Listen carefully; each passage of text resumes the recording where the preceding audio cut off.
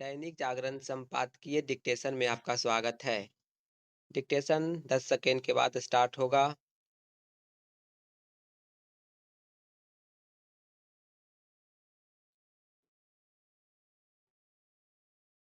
Start.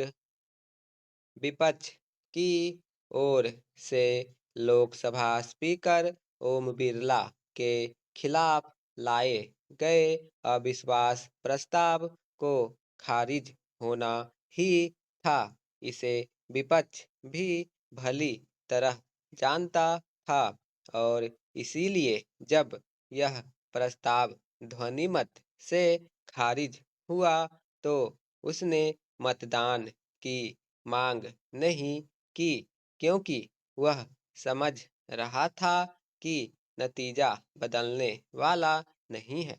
विपक्ष और विशेष रूप से कांग्रेस ने लोकसभा स्पीकर के खिलाफ अविश्वास प्रस्ताव लाकर यह दिखाने की कोशिश की थी वह इसे लेकर बहुत गंभीर है, लेकिन जब उस पर बहस का समय आया तो वह पश्चिम एशिया के संकट पर चर्चा की मांग करने लगा।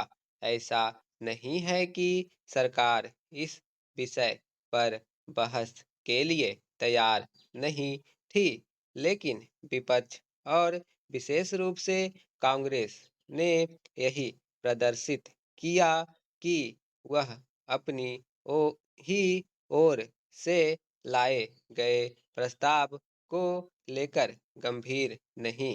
निसंदेह राहुल गांधी नेता प्रतिपक्ष हैं, लेकिन इसका यह मतलब नहीं कि उन्हें जो मन में आए वह बोलने की अनुमति मिल जाए और वे अपने को संसदीय नियमों से परे समझें। वे अपनी समझ से जिन्हें गंभीर विषय बताते हैं और उन पर चर्चा के लिए जोर देते हैं, वे प्रायः हवा-हवाई और सनसनीखेज ही होते हैं। बीते कुछ दिनों से राहुल गांधी संसद के भीतर-बाहर इस पर जोर देने में लगे हुए हैं कि अमेरिका से अंतरिम व्यापार समझौते पर प्रधानमंत्री ने अमेरिकी राष्ट्रपति के समक्ष समर्पण कर दिया है, लेकिन अभी तो यह समझौता हुआ ही नहीं है।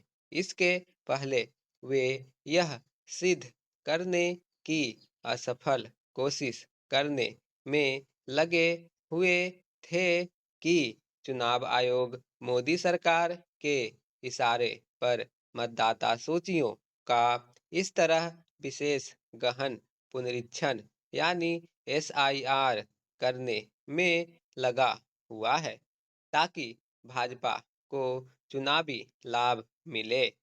सरकार के खिलाफ मनगढ़ंत आरोप उछालना राहुल गांधी की अगंभीरता को ही दर्शाता है। वे संसद की कार्यवाही को लेकर भी गंभीर नहीं दिखते। इसे गृह मंत्री अमित शाह ने अच्छी तरह रेखांकित किया। उन्होंने विस्तार से बताया कि लोकसभा अध्यक्ष पर खुद को सदन में न बोलने देने का आरोप लगाने वाले राहुल गांधी ने किस तरह 12 महत्वपूर्ण विधेयकों पर चर्चा में भाग नहीं लिया। इसी तरह संसद के विभिन्न सत्रों के दौरान किस प्रकार उन्होंने विदेश यात्रा करना आवश्यक समझा। गृह मंत्री ने यह भी बताया कि सदन में उनकी उपस्थिति किस तरह बहुत कम रहती है। लोकसभा अध्यक्ष के खिलाफ लाए गए अविश्वास प्रस्ताव पर विपक्ष को हार मिलनी ही थी, लेकिन इसका परिणाम यह नहीं होना चाहिए कि सत्ता पक्ष एवं विपक्ष के रिश्ते और कटुतापूर्ण हो जाए। इससे किसी को कुछ हासिल नहीं होगा। यह समय की मांग है कि संसद में सभी मुद्दों पर धीर गंभीर तरीके से चर्चा हो, लेकिन यह तब तक संभव नहीं जब तक विपक्ष हर मसले पर उल्टे सीधे आरोप के साथ हंगामा करता रहेगा।